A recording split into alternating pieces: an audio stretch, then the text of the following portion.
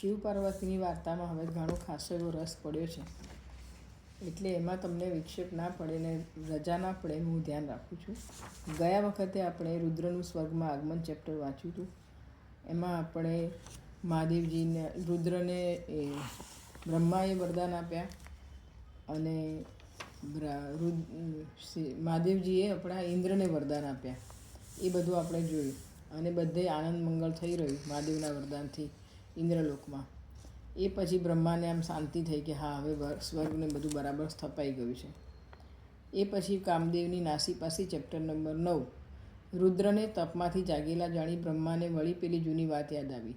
રુદ્ર જો કામદેવના પ્રભાવથી કામવશ બને તો એક કાંકરે ઘણા પક્ષી મરે તેમ હતું. એક તો રુદ્રને કામદેવની પ્રબળતાનો ખ્યાલ આવે અને તે વખતે પોતે બ્રહ્મા પોતાની પુત્રી પાછળ પડ્યા હતા એ દોષ હળવો બની રહે. બીજું, મહાદેવ જેવા દેવને ઘર સંસારી બનેલા જોઈને મોક્ષમાર્ગી બ્રાહ્મણો પણ સંસારને ધર્મક્ષેત્ર ગણીને પ્રજાઓની ઉત્પત્તિ તરફ વળે.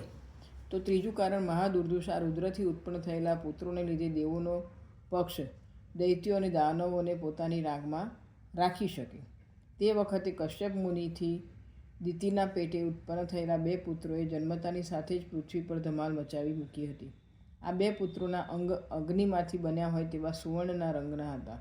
આ હિસાબે તેમના નામ હિરણ્યકશિપુ અને હિરણાક્ષ રાખવામાં આવ્યા હતા. દીકરાઓનું રૂપ જોઈને દિતિ અડધી અડધી થઈ જતી. દનુ જેવી બહેનો તો અવારનવાર કહેતી હતી, અલ્યા તમે તો જાણે મોટી બહેનના અદિતિના પુત્રોને શરમાવા જ જન્મ્યા છો. અદિતિનો ઇન્દ્ર તો તમારા આગળ ઝાંખો પડે એ પડે, પણ નાના પેલા વિષ્ણુને પણ તમે તો રૂપમાં તેમજ બળમાં હરાવી દો એવા છો. દનુ કહેતી, તમે થોડાક મોટા થાઓ પછી આપણે પિતામહ બ્રહ્માને કહીશું કે અમારા પુત્રોને સ્વર્ગમાં ભાગ આપો. અમે એકવાર ઇલ્લવને ને વાતાપીને પિતામહ પાસે મોકલ્યા હતા, પણ ઇન્દ્રના ચડાવેલા પિતામહે આ બેવને અહીં પૃથ્વી ઉપર તપ કરવા મોકલી દીધા. બાપુ તમે ઝટપટ મોટા થાઓ ને આપણા દાનવકુળને ઉજાડો. મહાદેવે દેવોનું બીજું નામ સૂર પાડ્યું છે, તો દેવો આપણને અસુર કહીને બોલાવે છે. આપણો તો આ લોકોને હિસાબ જ નથી. પણ હિરણ્યકશિપુ તથા હિરણાક્ષ સમજતા થયા પછી તો એ પોતાની માસી દનુ તેમજ દિતિને ઉલટાના હસવા લાગ્યા. એમણે કહ્યું, માતાઓ અમે કંઈ ભિક્ષુક નથી, અમે અમારા બાહુબળથી સ્વર્ગનું રાજ પડાવી લઈશું. દનુ કહે, ભાઈ મહાદેવનું વરદાન છે કે તપ અને પુણ્યથી જ સ્વર્ગનું રાજ્ય પ્રાપ્ત થાય છે. ભાઈ મહાદેવનું વરદાન છે કે તપ અને પુણ્યથી જ સ્વર્ગનું રાજ્ય પ્રાપ્ત થાય છે. હિરણ્યકશિપુ કહે, અમે એમ હશે તો અમે તપ કરીશું, પણ અમે આમ પિતામહ પાસે દીન બનીને માગવા તો નહીં જ જઈએ. આ 2 ભાઈ હતા પણ મહાબળવાન. અચ્છા પર્વતોને ધૂળ ભેગા કરી દેતા. આ 2 દૈત્યોની ખુમારી તેમજ બળ સાંભળીને બીજા અસુરો પણ એમની પાસે આવવા લાગ્યા. કેટલાકે હિરણ્યકશિપુને રાજા બનાવવાનો પ્રસ્તાવ મૂક્યો. મહાદાનવ કાલનેમી, મય, ઇલ્લવ તથા વાતાપી વગેરેએ આ પ્રસ્તાવ ઝીલી લીધો. પરિણામે હિરણ્યકશિપુ મૂછ તો પૂરી ઊગી ન હતી ને રાજા થઈને બેસી ગયો. અસુરોએ સ્વર્ગમાં જેવા ભવનો રચવા માંડ્યા, જ્યાં ને ત્યાં લૂંટ ચલાવવા માંડી. જે મળ્યું તે લાવીને રાજધાનીમાં ભરવા માંડ્યું. એકવાર સ્વર્ગ પર પણ ચડી ગયા. ઇન્દ્ર વગેરે દેવોએ જો કે અસુરોના ધાડાને પાછા જરૂર હાંકી કાઢ્યા, પણ બીજી બાજુ બ્રહ્મા અસુરોનું બળ પામી ગયા હતા. એમને થતું, દુષ્ટ વૃત્તિવાળા અસુરોને જો ઉગતા જ ડામવામાં નહીં આવે તો આખર એ લોક ચડી વાગશે. આવો બધો વિચાર કરતાં બ્રહ્માને લાગ્યું કે રુદ્રના તેજથી ઉત્પન્ન થયેલા પુત્રો વગર આ ખુન્નસ ભર્યા અસુરો બીજા કોઈને માનશે નહીં, અને એમણે કામદેવનું સ્મરણ કર્યું. છેલ છબીલો કામ પુષ્પો ગૂંથીને બનાવેલું ધનુષ અને 5 પુષ્પોના 5 બાણ સાથે બ્રહ્મા આગળ હાજર થયો. લહેરી એવું હાસ્ય કરતાં કહ્યું, બોલો પિતાજી, શી આજ્ઞા છે? બ્રહ્માએ કામદેવને રતિ નામની દક્ષની સુંદર પુત્રી પરણાવી હતી. રતિ જેટલી સુંદર હતી એટલી જ એ કામક્રીડા વિદ્યામાં પારંગત હતી. પોતાના પતિ કામદેવને એ વિવિધ રીતે આનંદો આપતી હતી. આવી પત્ની મેળવી આપવા બદલ કામદેવ ખુદ રતિ આગળ ઘણીવાર બ્રહ્માનો પાળ માન્યા કરતો. પ્રિય બ્રહ્માજીએ તારા જેવી શૃંગાર રસની છોડો ઉડાડનાર પત્ની, મુક્ત અને પ્રેમાળ પત્ની ન આપી હોત તો આ સૃષ્ટિમાં કામક્રીડાને મુનિઓને બ્રહ્માનંદ સહોદરનું જ નામ જ ન આપ્યું હોત. તારા લીધે અત્યારે હું આ સૃષ્ટિભરના આનંદોમાં ઉત્કૃષ્ટ આનંદ બની રહ્યો છું. અત્યારે પણ બ્રહ્માને જોઈને કામદેવને પોતાની પ્રિયા રતિ સહસા સાંભળી આવી. ઉલ્લાસ સાથે કહેવા લાગે, હે તાત, આપનું કાર્ય મારા માટે શ્રમભર્યું નહીં પણ ક્રીડારૂપ જ બની રહેશે.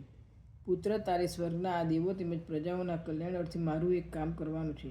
આ જગત ઉપર તારું સામ્રાજ્ય હવે બરાબરનું વિસ્તરી રહ્યું છે. સૌ કોઈ તારો આશ્રય કરીને પ્રજાઓને ઉત્પન્ન કરવામાં લાગી ગયા છે. પરંતુ હે પુત્ર, સાથે સાથે અધર્મ પણ પોતાનું સામ્રાજ્ય એટલું જ પ્રસારી રહ્યો છે. તું મારું એક કામ ન કરે? બ્રહ્માના મોં ઉપર ગંભીરતા જોઈને કામદેવ અનાયાસે વિચારમાં પડી ગયો. એણે કહ્યું, પિતાજી, મારા લાયક કામ હશે તો કેમ હું નહીં કરું? બ્રહ્માને કામદેવ થોડોક ઢીલો પડેલો લાગતો હતો. એમણે કહ્યું, નહીં વત્સ, એમ નહીં. બ્રહ્માએ કામ તરફ નજર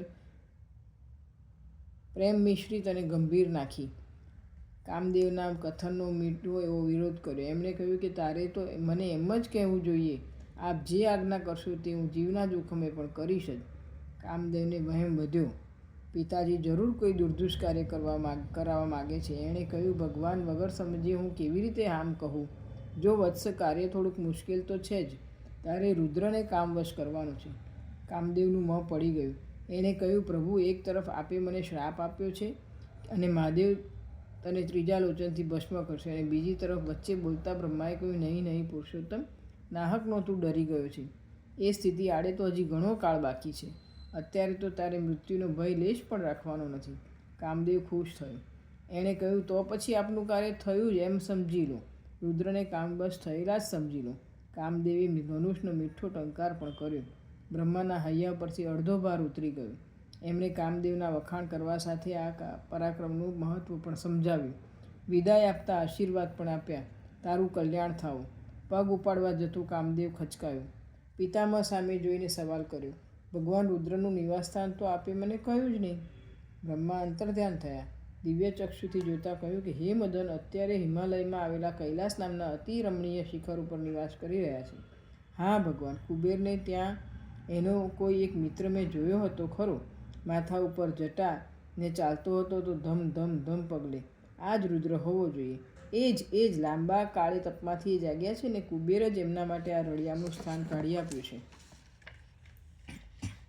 રુદ્રની યાદ આવતા કામદેવનો ઉત્સાહ થોડોક મોડો પડ્યો. મોં બગાડતા એણે કહ્યું કે જટાધારી આ રુદ્ર તો મને મોક્ષમાર્ગી લાગે છે પ્રભુ. મને એમને જોઈને અવધૂતનો ખ્યાલ સુદ્ધા આવી ગયેલો. બ્રહ્મા હસતા હસતા કહેવા લાગ્યા, તું તારો આ મોક્ષમાર્ગીનો ને અવધૂત હોવાનો ભય કાઢી નાખ. એ તો જોગીનો જોગી ને ભોગીનો ભોગી છે. આવા તેવા માર્ગની એને જરૂરત જ નથી. આ સૃષ્ટિનું આદિ તત્વ જે શિવ કહેવાય છે એમાંથી એ સીધો જ એ પ્રગટેલો છે. એ પોતે સ્વયંપૂર્ણ છે. તારે એમ જ સમજવું કે શિવ પોતે જ આ સૃષ્ટિમાં લીલા કરવા પ્રગટેલા છે. કામદેવે નકારમાં ડોકું હલાવ્યું. હસવાના પ્રયત્ન સાથે કહ્યું કે મને કંઈ એવો લાગ્યો નહીં ભગવાન. ઉમેર્યું કે નહીં તો મારું લક્ષ્ય એના પ્રત્યે ગયા વગર રહે ખરું? બ્રહ્મા થોડાક મૂંઝાયા. એમના મનને થયું કે જે શિવને હું જ પોતે સમજી શકતો નથી એ તત્વને આ એક જ ઇન્દ્રિયના જ્ઞાનવાળા કામને કેવી રીતે ઓળખાવવા? પ્રયત્ન સાથે કહ્યું કે વત્સ, તું તારી આ અશ્રદ્ધાને વિસર્જી દે, શ્રદ્ધાસભર બની રહે અને તારા બાણ રુદ્ર ઉપર છોડવા માંડ. એમણે મને વરદાન આપેલું છે કે હું તમારા કાર્યમાં સહકાર આપતો રહીશ.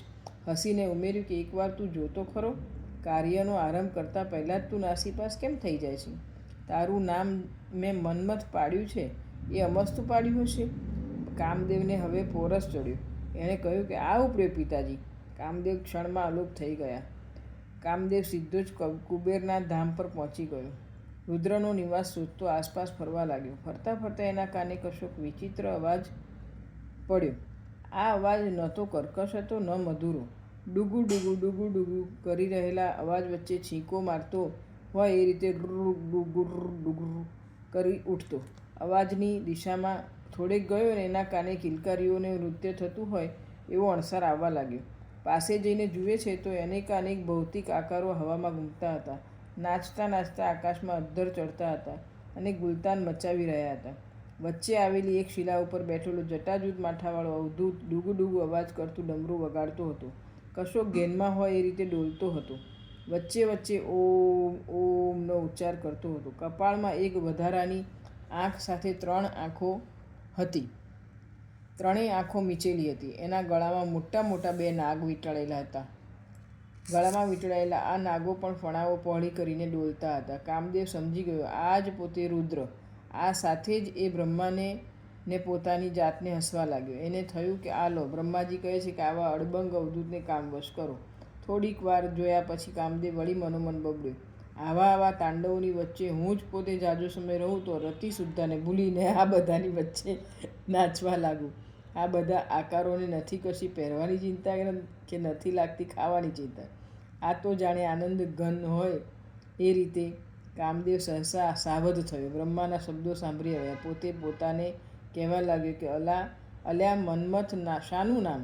ગુમાન સાથે કામદેવ એક ઊંચી શિલા પર જઈ ઊભો. વીરાસન લીધું, ધનુષ સજાવી, બાણ ચડાવી રુદ્રના ઉપર એક પછી એક બાણ છોડવા માંડ્યા. બીજા અને ત્રીજા જ બાણે કામદેવને ખાતરી થઈ ગઈ કે પોતાના દુર્ધુષ બાણો મહાદેવ પાસે પહોંચતા પહેલાં જ હવામાં વિરમી જતા હતા. થાકીને કામદેવ બ્રહ્મા પાસે પાછો ફર્યો. જતાં જ માં જ કહ્યું કે હે પિતામહ, રુદ્રને તમે તમારી આ સૃષ્ટિથી પર જ માની લો. બ્રહ્માને આ ગમ્યું નહીં. ઉલટાનો એમણે કામને ઠપકો આપ્યો. આમ શું તું નાસીપાસ થઈ જાય છે? શોધી કાઢ કોઈ બીજો ઉપાય. ક્ષણિક થંભીને બોલ્યા કે આ સૃષ્ટિની લીલામાં પ્રવેશનારા હર કોઈનામાં કામવૃત્તિ તો હોવાની જ. પછી બ્રહ્માએ ને કામદેવે કેટલીક વાર સુધી સંતલસ કરી.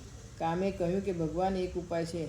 મારા બાણનું વાહક કોઈ સ્ત્રી સ્વરૂપ હોય તો એ સ્ત્રીની દ્વારા હું જરૂર સફળ થઈ શકીશ.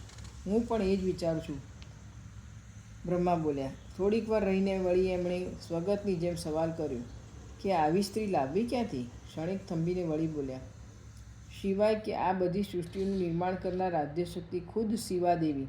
હા ભગવાન, કામદેવ રાચી ઉઠ્યો. ડોકું હલાવતા અને આંખો નચાવતા ઉમેર્યું, આદ્યશક્તિ સિવાય આપણી સૃષ્ટિની આ સામાન્ય સ્ત્રીઓનું ગજું નહીં પિતાજી, કે આ રુદ્ર ભગવાનની સામે.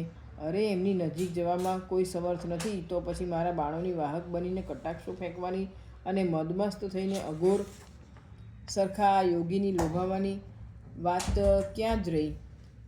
બ્રહ્મા બબડ્યા. તારી વાત સાચી છે, વળી બબડ્યા. ગમે તેમ પણ આ સૃષ્ટિના કલ્યાણ અર્થે, અરે ખુદ એના અસ્તિત્વ માટે પણ આવું કશું કર્યા વગર ચાલશે જ નહીં. નહીં તો આ ધર્મનું સામ્રાજ્ય અને અસુરોની વિજયભૂમિ બની રહેશે. બ્રહ્માએ કામદેવને વિદાય આપતા કહ્યું કે વત્સ, અત્યારે તું જા. હું તને યથા સમય પાછો યાદ કરીશ. કામદેવ નમસ્કાર કરી ચાલતો થયો. વિચારમાં પડેલા બ્રહ્મા કેટલીય વાર પછી ઊભા થયા. બાજુમાં આવેલા ગિરિ તરફ મોં ફેરવ્યું.